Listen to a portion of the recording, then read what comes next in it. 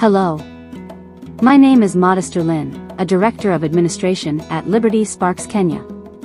Liberty Sparks is a non-profit, non-political and non-governmental think tank operating in Kenya, Uganda and Tanzania.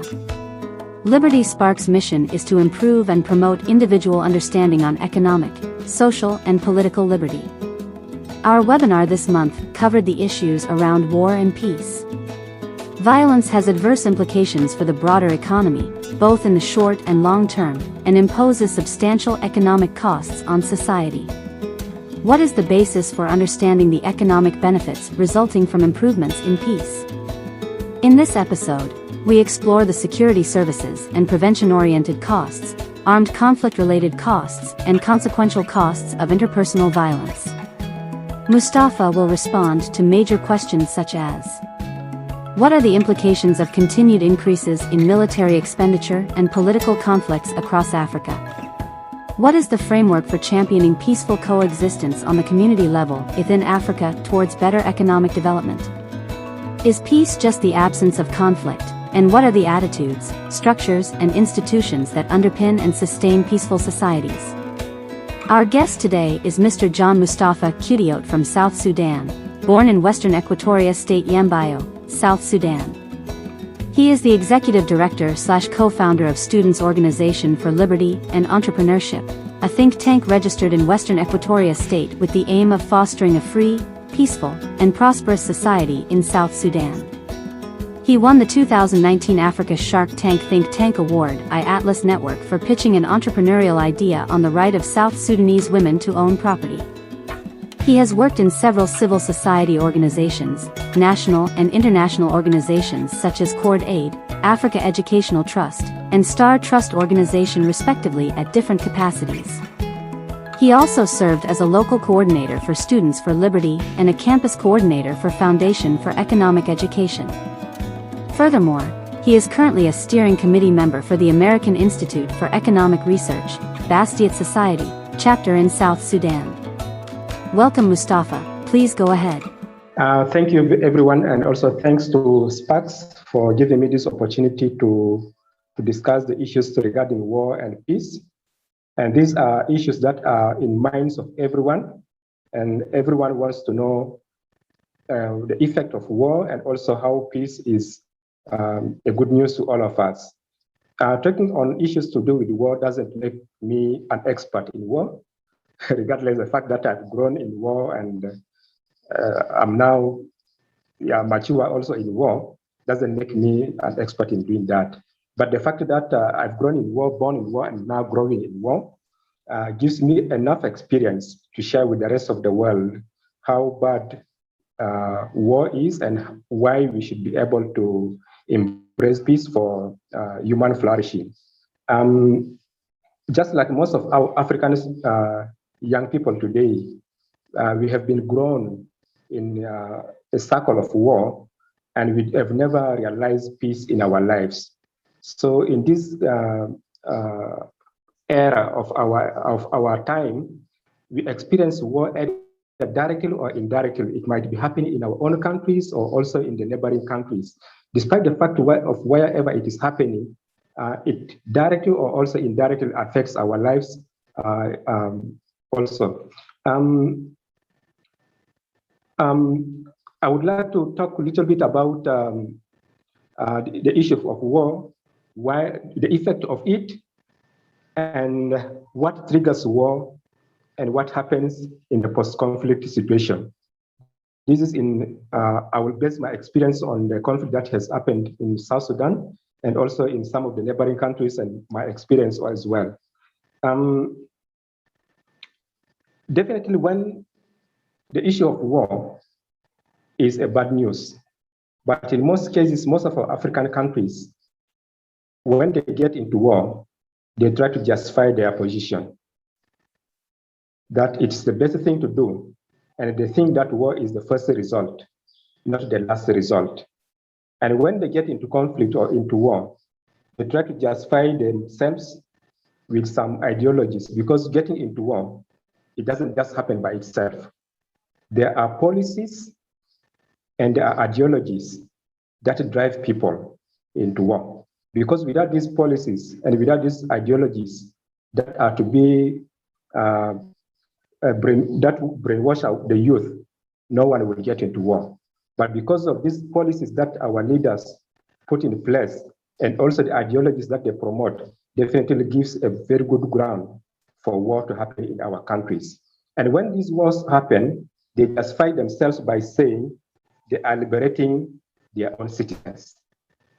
So they think that we as citizens, we are oppressed. We are not able to cater for ourselves. So they think that they are trying to liberate their own people, not knowing that there are also other ways in which they can be able to liberate their citizens rather than getting into wars. And not only that, this is just also in line with what happened in South Sudan. You know, we had a long history of conflict with the Northern Sudan, based on marginalization in terms of economic, social, and political aspects. So the people in South Sudan rose against the government in Northern Sudan because they wanted to be liberated. They didn't want to get marginalized. They wanted to have a share of their resources. And they also wanted to have a share in the social aspect. But these were all denied of the South Sudanese. So they had to liberate themselves by getting into war. But that was not the first result that they could have done. There were other avenues that they would have used, like taking the issues to the court and also discussing it at the international level. So instead, they had to take weapons and fight against the Northern Sudan regime, just because they wanted to justify the fact that they want their people to be liberated. Not only that, people also, our government also get into wars because they want to control their resources.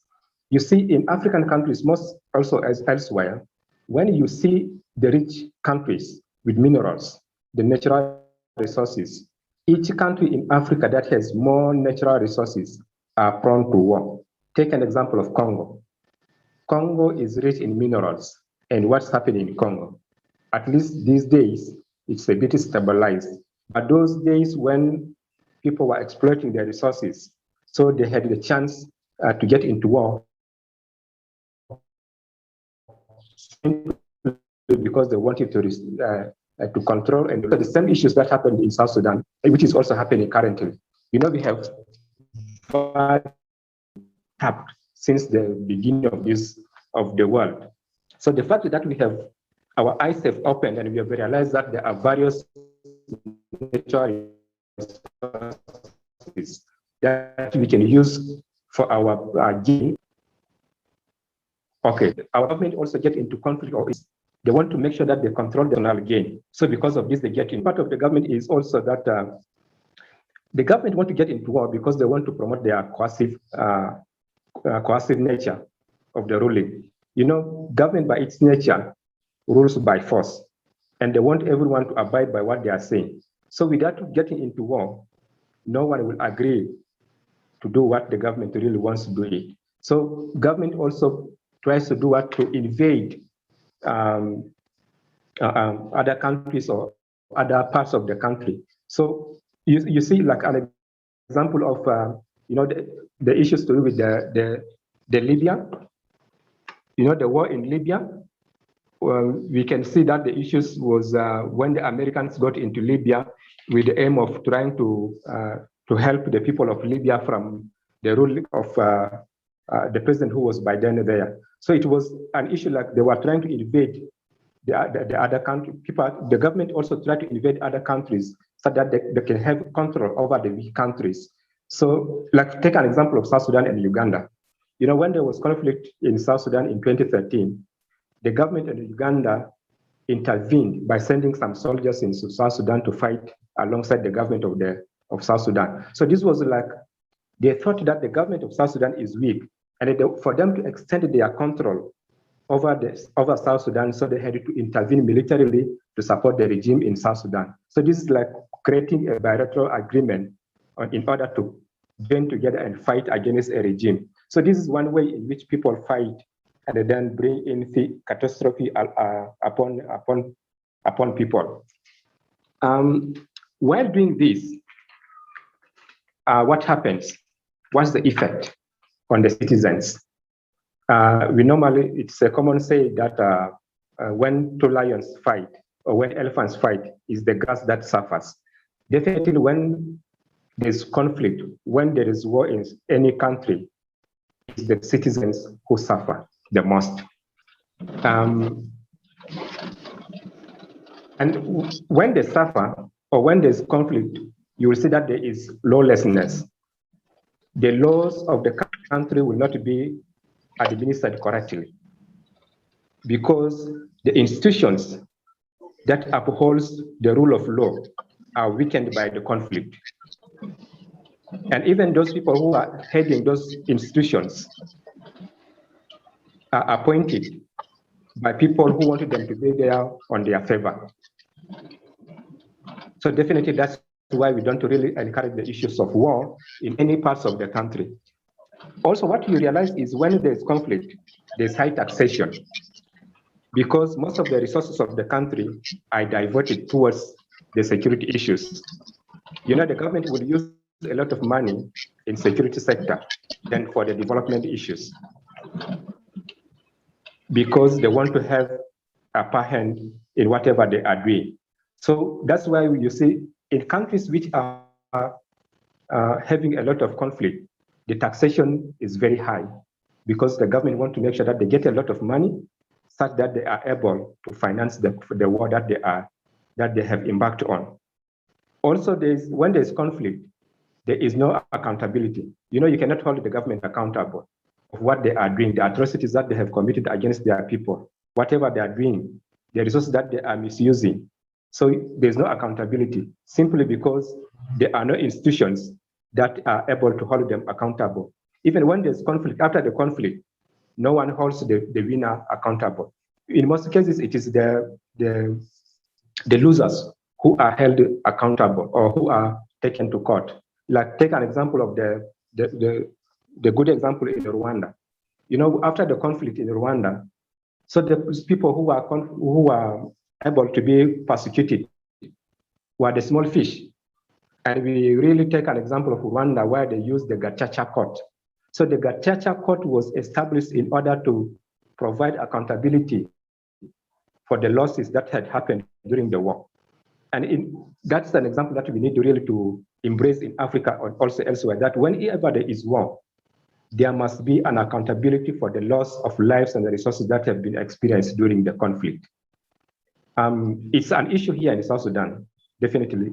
After the conflict that happened, you know, there are a lot of civil society organizations, a lot of international organizations advocating for the establishment of court to hold those accountable who participated in the conflict that happened in the country.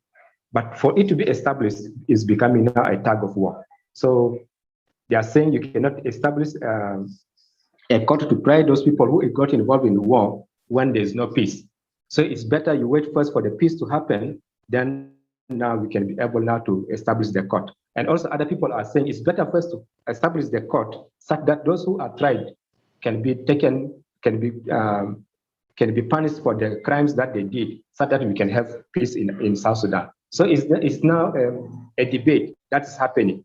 Should we have a court to try the perpetrators, or we first wait for the peace to prevail before then we can be able to try the perpetrators? So it's a debate that's going on, which really needs to be addressed as soon as possible. Definitely, when there's conflict, what happens next is, as citizens, they suffer a lot because the economy will crumple.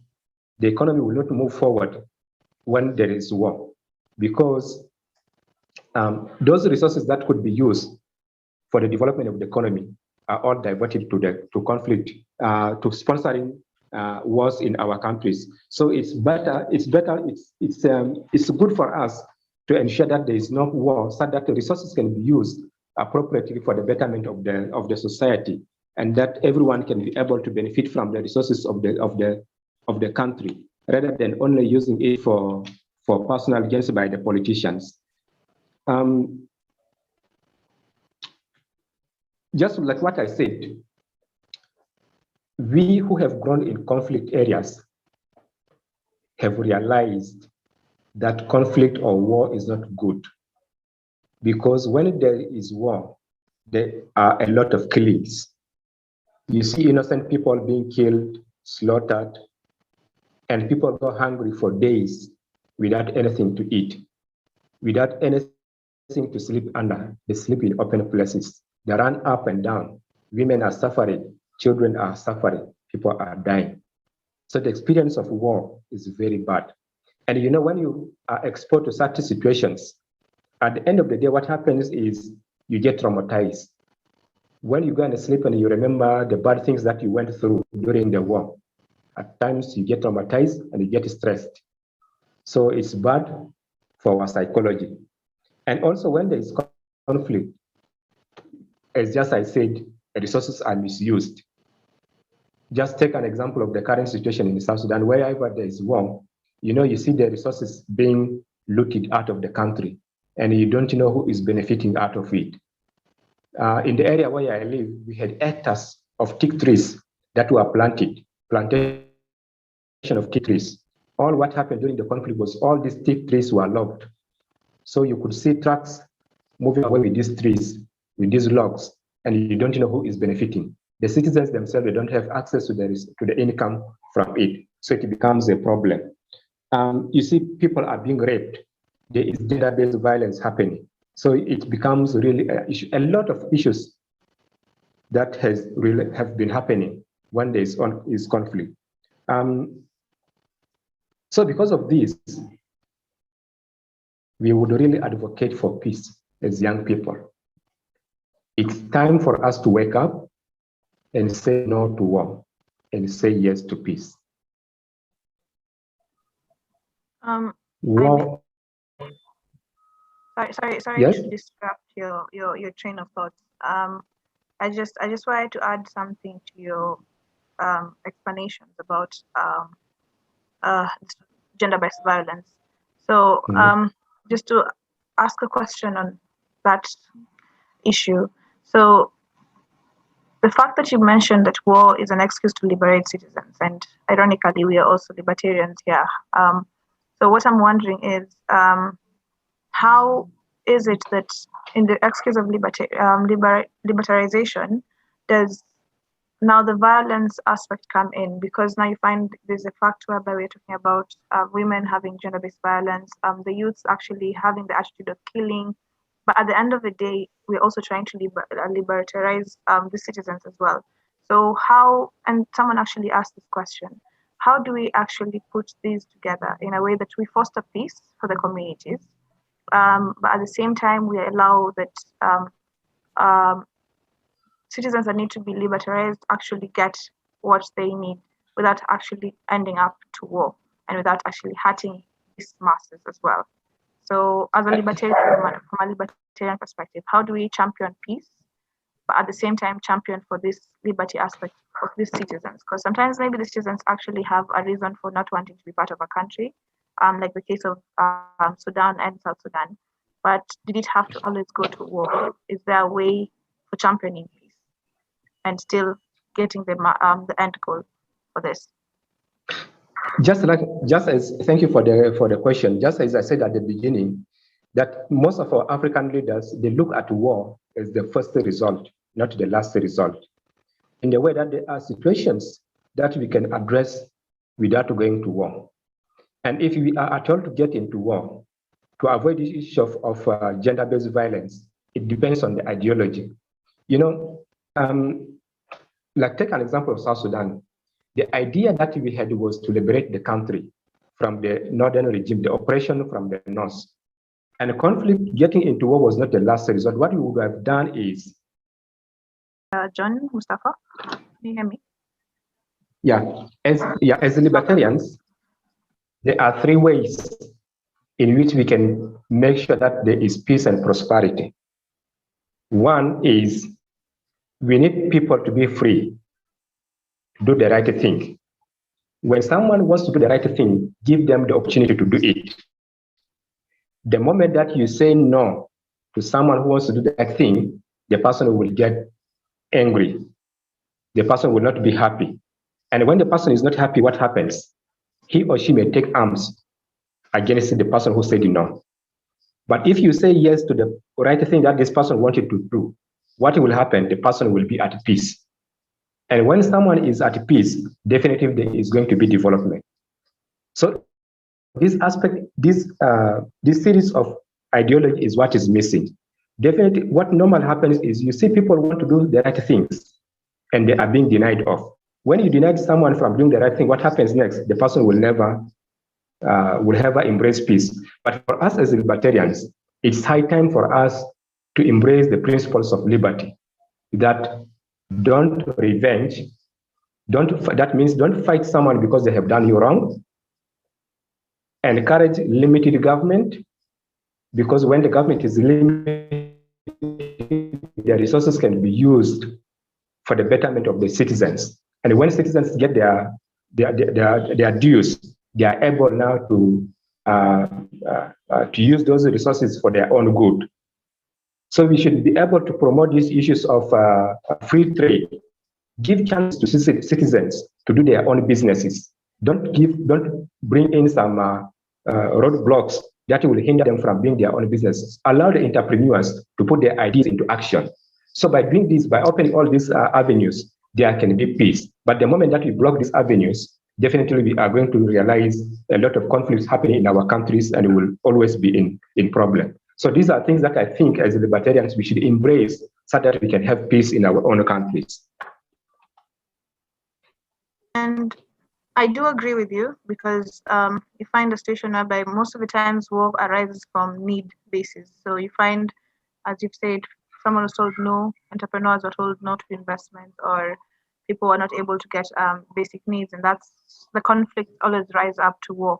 So my next question is the issue of now military expenditure and political conflicts across Africa. You mentioned the issue of Congo and countries like Libya.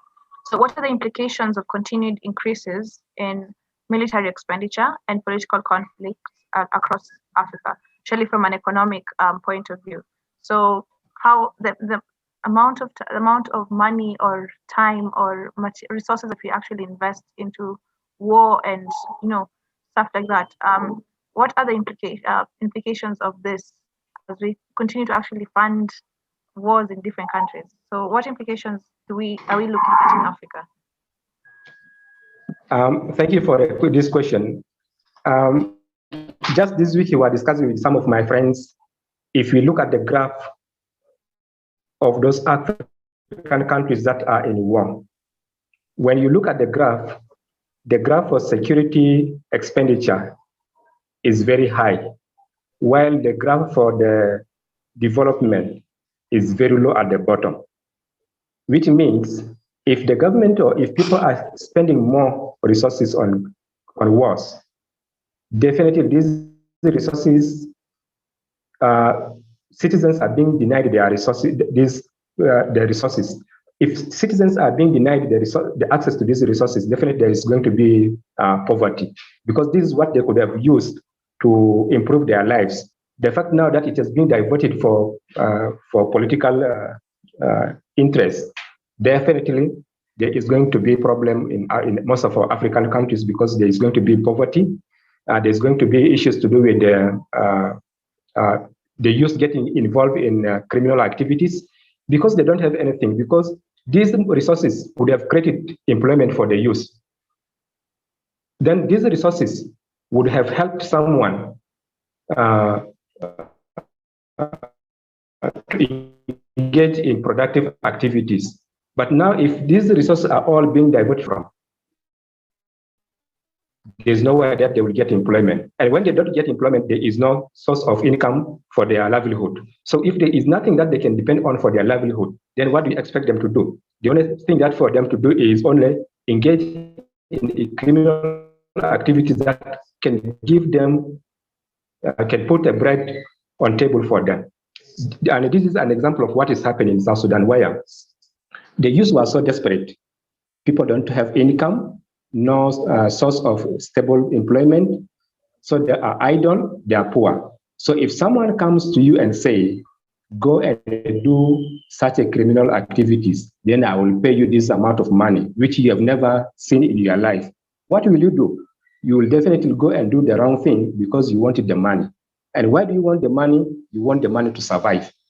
So it's better for us to advocate for the resources, for our natural resources or whatever resources that we have in a country. We'll create employment for them, and then this employment will get for them income. And when they get the income, they are able to now take care of themselves. And if someone comes and say, do this because I will give you this, definitely someone will say, I'm not going to do it because I'm already stable. So this is what the implication of these things of diversion of the resources into security issues. So this is what I think is happening. And that is indeed true. I was one of the members of the audience have said freedom of expression and issues. Such general freedom is the reason why most people are actually, susceptible to war cases, whereby, as you've mentioned now, financial freedom. So if someone gives you money because you do not have, then it's easy for you to be, lured into war, and that is very, very true. So just now, from a general point of view, this is something a debatable point, but is peace just the absence of conflict? And what are the attitudes, structures, and institutions that underpin and sustain peaceful societies?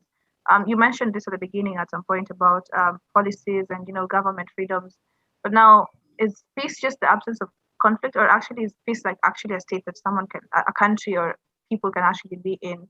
And what attitudes, structures, institutions can actually help sustain peaceful societies?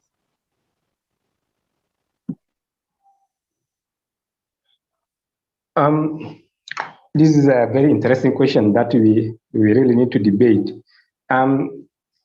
As a libertarian, what I would say is peace is just the state of mind. If you are peaceful in your mind because you are living a fulfilled life, there is no way you will get into conflict with someone. Because if you are at peace and someone does wrong to you, you will not automatically get into conflict with this person. So it's a state of mind that is really happening. It's not the absence of conflict. So you can have conflict in a country and still you live at peace with one another. So this is what I would really add to what you have asked me for. The most important thing for the outward peace to prevail is the institutions that upholds peace issues. Some of the institutions, such as the most important part of it is documents such as the Constitution. In the Constitution, the roles of everyone is stipulated in the Constitution. But you find that in the current world, people change the constitutions to suit their interests. And at the moment that they change the Constitution, it already triggers conflict in a country. Just see our presidents. In the Constitution, it is clearly stipulated that you have to rule for 5 years, maybe for 2 terms. You see, someone is already very old, and again, they are changing the Constitution to allow them to run for the 3rd or 4th term, and they want to die in the power. So that is itself a process of weakening the ground for peace. If our constitutions were to be respected, definitely there was going to be a permanent peace in our countries. Come to the judiciary. Most of the judiciaries we have in African countries, or not only in Africa, but in the world, you see that the chief judge is being appointed by the president. Maybe the deputy, the secretary, whoever is there is being appointed by the government. Do you think that they will be against the government? No, they will favor the government because they want to be there and enjoy themselves. So these institutions that upholds the rights of human beings are being tempered by our leaders. And the more they continue to tamper with this, the more we'll still continue to experience conflict in our country. And you know, the more we get, the longer we stay in the conflict, the easier it is for us.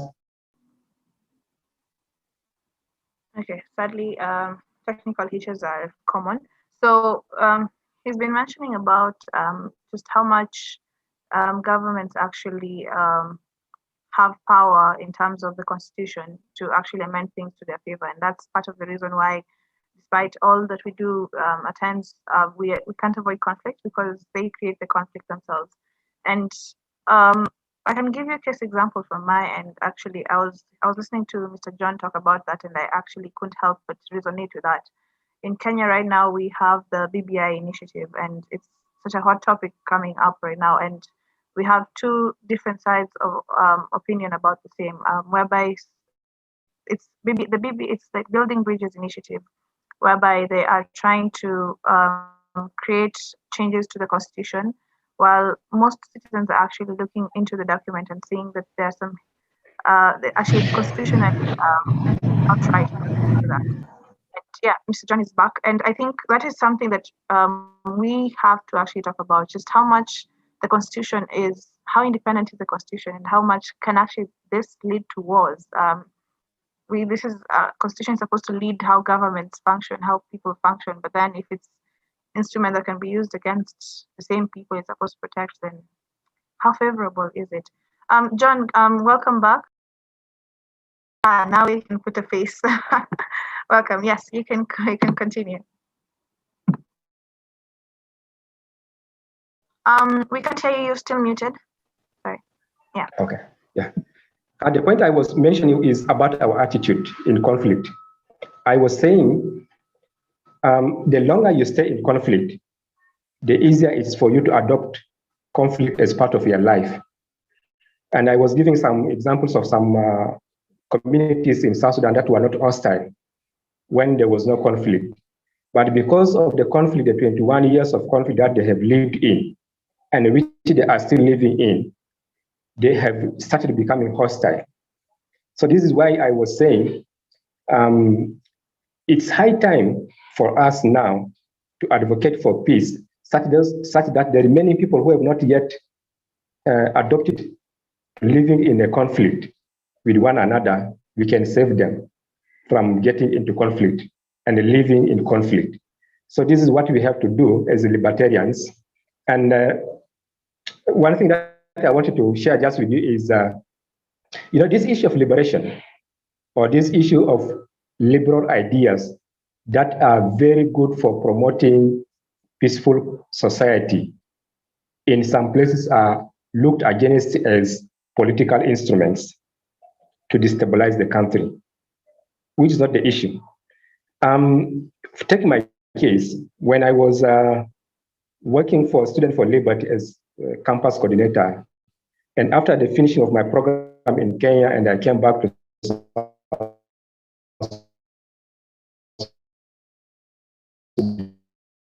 and I wanted to establish Student for Liberty chapter in South Sudan. Liberty, and they saw the word liberty, the fact that I had educated some of these government officials on the principles of liberty. So they looked at it as if it is a political organization that is coming to take up the government. So it was a tug of war. You see the point here. People know the right thing, but they don't want to live by it. I educated some of them on the principles of liberty, and they knew how good it is for us to promote peace and human flourishing in South Sudan.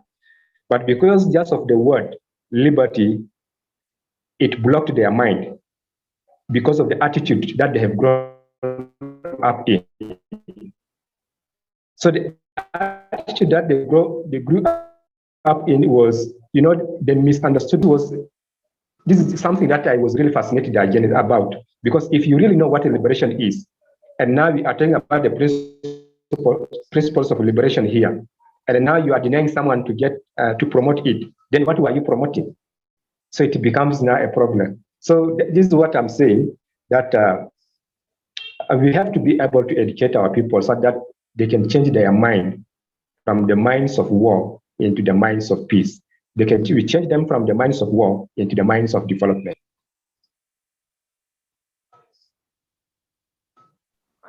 That is very, very true. And I'll now add into some questions that the audience has been asking, and I'll merge these two questions because at some point they are almost similar. So Mr. Teddy Timothy Okech asked, what measures do the organizations, for example, Liberty Sparks, put in place to see existence of peace among people in the region and nation, which are usually affected by war and feuds? And now, just to add with what GG readers also asked about, what can we do as small groups and individuals as a solution to most wars that we currently have? So if you don't mind, I want to merge those two questions.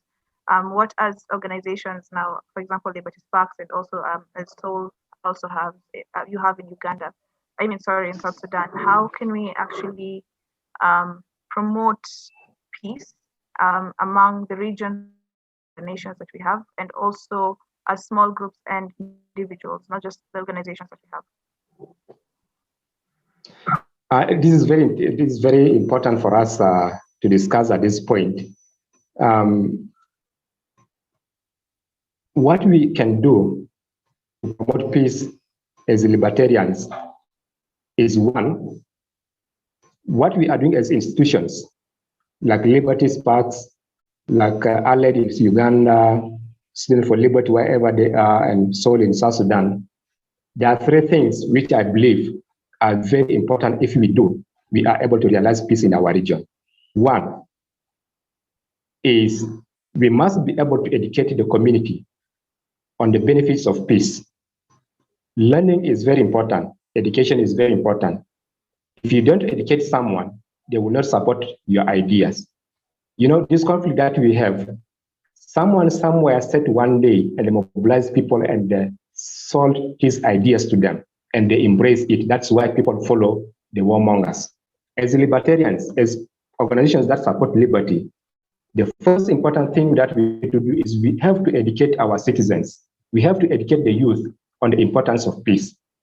Because if they understand peace, the benefits of peace, they are able to support us and stand with us. Because we are too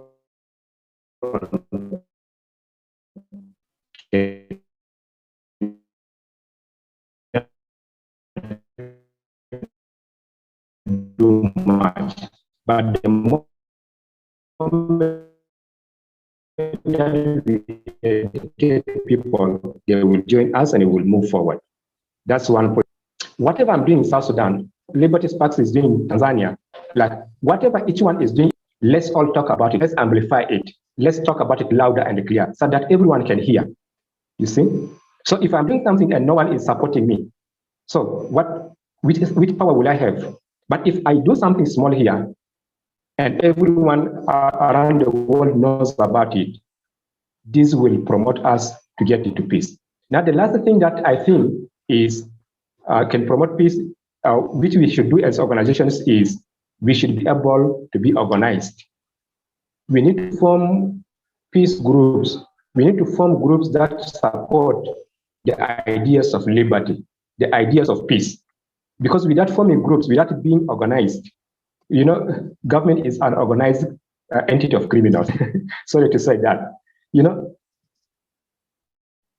know, despite the fact that governments sometimes are not doing the right things, yet people organize and rally behind the government to do the bad things. Why not us? Why can't we organize ourselves for peace? So if we don't organize ourselves, we will fall. That's why they say one hand cannot clap, or one stick is easily to be broken than a bundle of sticks. So if you become a bundle of sticks, we will be very hard to be destroyed. So these are three things as institutions that we should be able to do so that we promote peace wherever we are. So I think that's my idea, which I believe are very important for us as organizations. If we don't educate our communities, if we don't amplify the actions of each other in our countries, and we don't organize ourselves, we will not be able to achieve what we want to achieve in life. Like we will not get peace, and we will not have a prosperous society to live in. Indeed, I agree with you, and I think at least we check in one part of that box, as you said, as Liberty Sparks, by organizing this kind of conversation to be able to actually educate masses about the importance of peace. So I have another question from Mr. Egide Nduwayo, who asks, and I think this is also related to what I think Nathan was also asking. I think it's Nathan, yes. They were asking about the Constitution. I think we mentioned this along the conversation. And Egide asks, can the Constitution be the cause of the war, or the war is caused by the government who elaborate the Constitution? So which is which? Because that's something of a bone of contention here, because we have the Constitution. Is it the way it's elaborated that's causing the war, or is it actually the Constitution that's causing the war? I think the Constitution is not the one causing the war. It's the people who want to change the Constitution that are causing the conflict. Yeah, because the Constitution is clear. It's the voice of the citizens, it's the voice of the common people. Because in the process of coming up with the Constitution, there are grassroots consultations that are going on. So it's the combination of these voices that brings up the Constitution, which favors everyone. But now comes a point in time when someone thinks he wanted to do something for his interest, and the Constitution is against it. What does he do? He will get into the Constitution and try to change it. And definitely when he changes it, it affects or it violates the rights of those people who had their voices in it. And those who want to uphold the Constitution will definitely say no to someone who wants to change the Constitution. And what is the result of it? Conflict. And the most interesting part about our Constitution is there are very few areas that people really like to change. You see? Areas to do with terms of ruling. That's why many people want to change it. There is also an area of, I didn't prepare for that, but it has just come into my mind.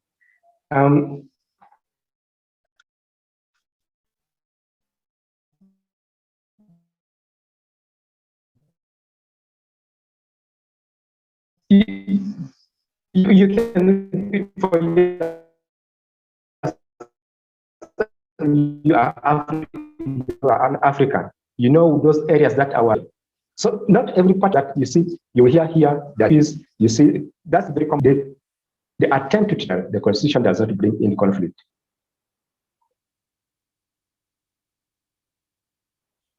I do agree with you. And actually one of, I think JJ said, it's Mugenyi Nathan who says, why should the Constitution be against people's rights, yet it's the voice of the common people? Just echoing what you said. And I do agree with him, because the Constitution is actually meant for the people, and it's only like the few people who actually try to change things into their favor.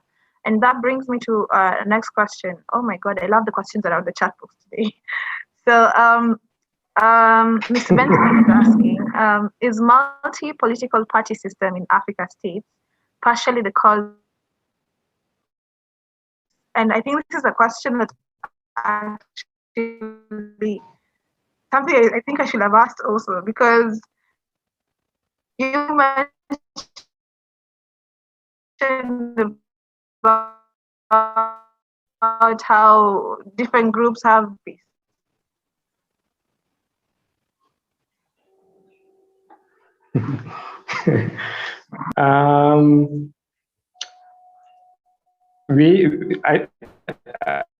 I think, as I said, I'm not an expert.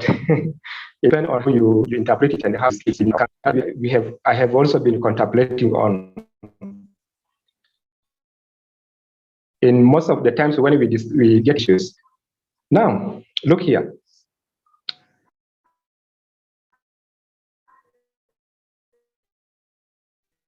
Being in a multi-party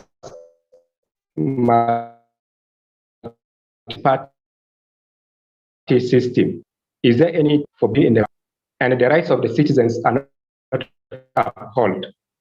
Is there any need for us to be in a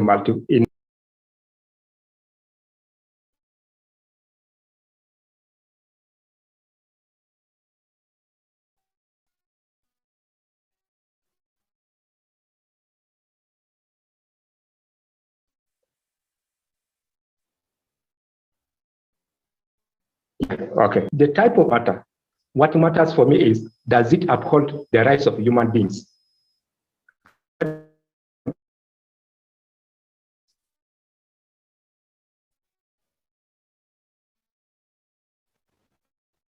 That's my only, my doesn't matter whether it's a multi-party system or one-party system, that's my stand. But does it uphold the rights of human beings? As long as it upholds the rights of human beings, I'm just fine with it. I don't have any problem. That's not fixed. Because as you know, different people have different opinions, and we've always been pro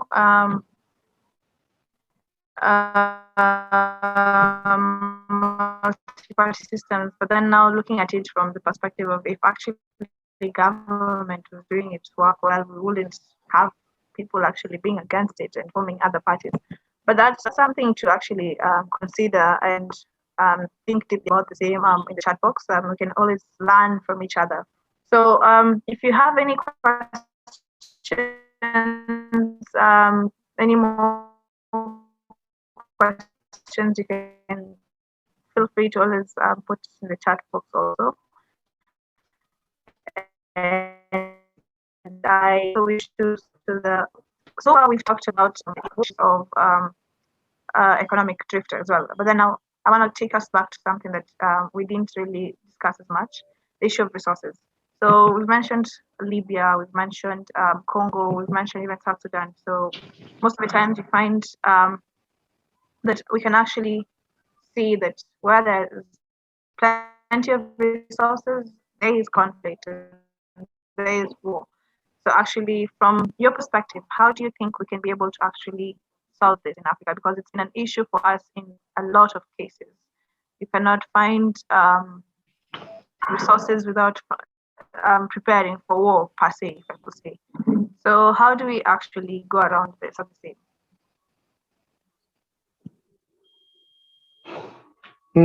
That's very interesting. Regarding how we can have our resources and without having conflict around it. Let me give you an example of the area where the oil in South Sudan is being produced. That's in Bentiu. You know, in the constitution, it clearly says areas where oil is being produced, 2% of the income from the oil goes to the citizen. But since independence in 2011, up to this year, the money that's meant for that state has never been deposited into the accounts of the state. It has been diverted into personal pockets.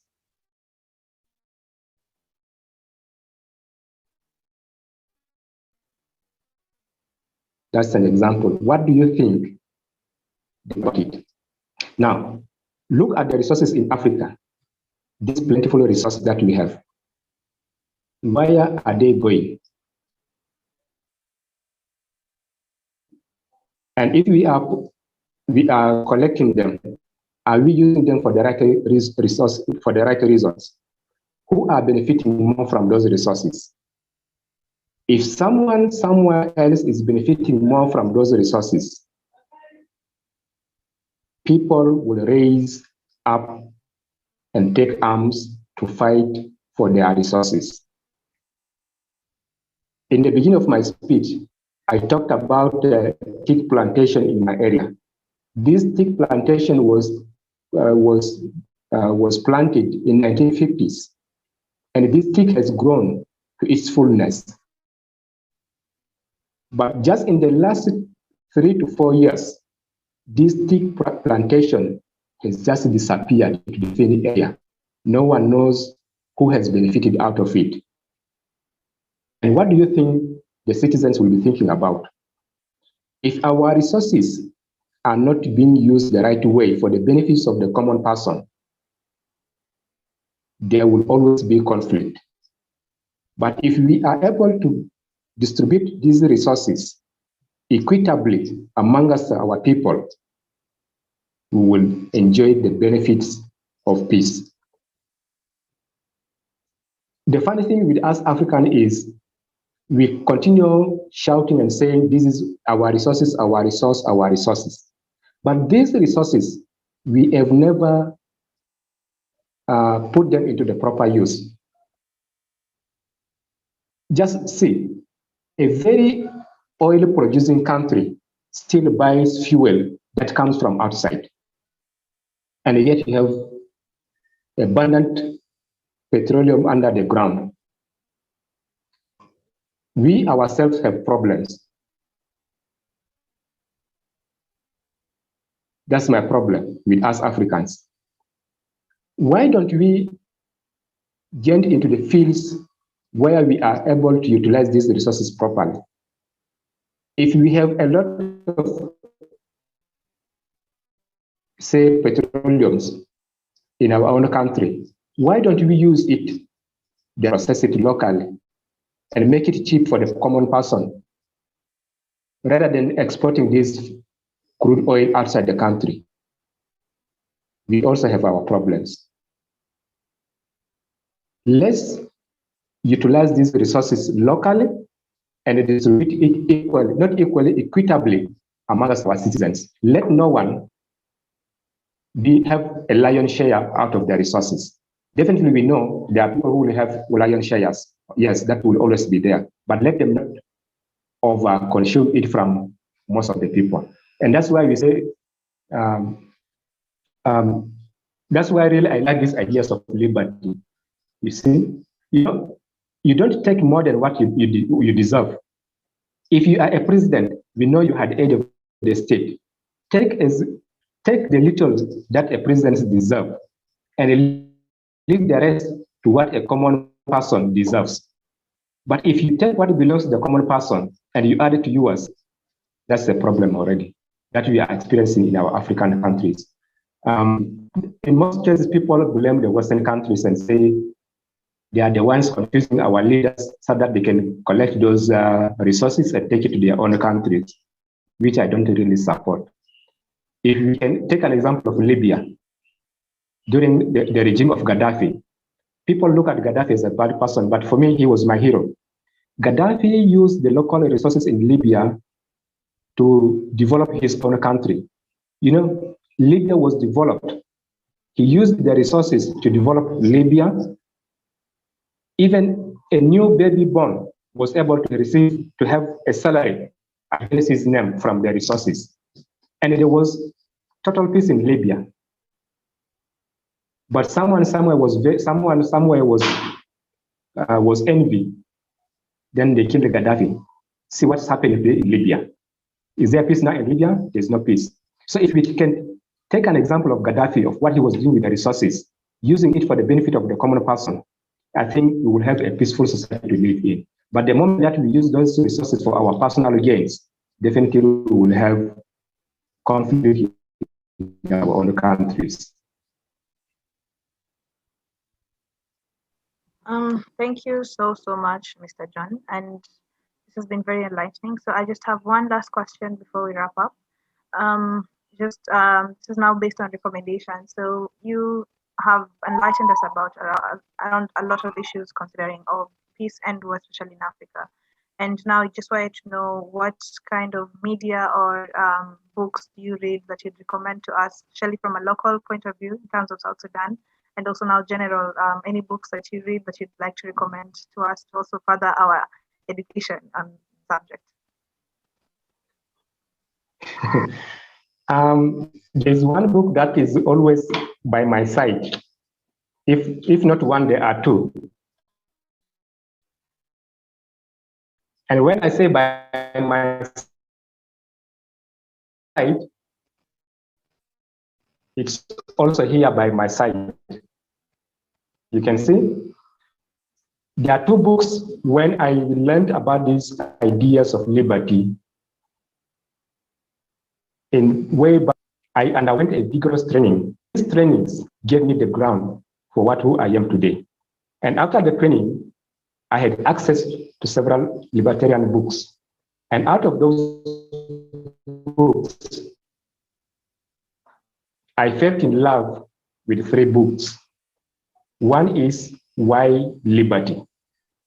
If you want to understand why we advocate for liberal ideas, first of all, read the book, Why Liberty? When you know, as just I said in the beginning, if you want to support an idea, understand it. For you to understand the liberal ideas, read the book, Why Liberty? After reading the book, you will read the next book, which is called Foundation for a Free Society. If you have a free society, what will happen? Read that book.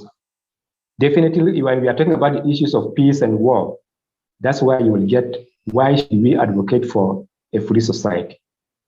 And lastly, the most interesting part of it for me is Peace, Love, and Liberty, which was edited by our very own Tom Palmer.